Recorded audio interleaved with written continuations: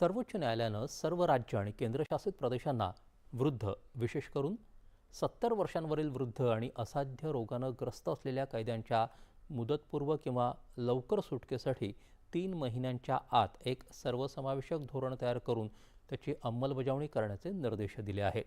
देशभरात अशा प्रकरणांचा विचार करण्यासाठी एकसमान कार्यपद्धती असावी, यासाठी संस्थात्मक समन्वय आणि पात्र कैद्यांची ओळख सुनिश्चित करण्यासाठी संबंधित राज्य विधी सेवा प्राधिकरणांशी सल्लामसलत करून हे धोरण तयार करावं, असं न्यायालयानं म्हटलं आहे.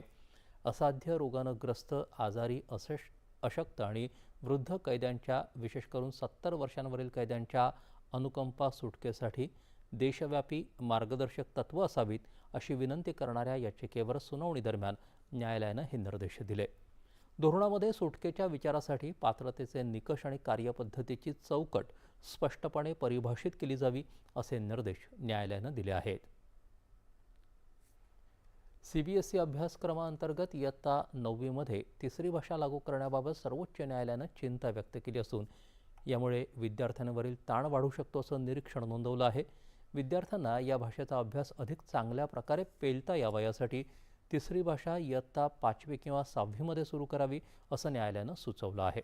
न्यायमूर्ती BV नागरत्न आणि न्यायमूर्ती R महादेवन यांच्या पीठानं केंद्र सरकारला इयत्ता 9वीच्या स्तरावर तिसरी भाषा लागू न करण्याचे तोंडी आदेश दिले आहेत.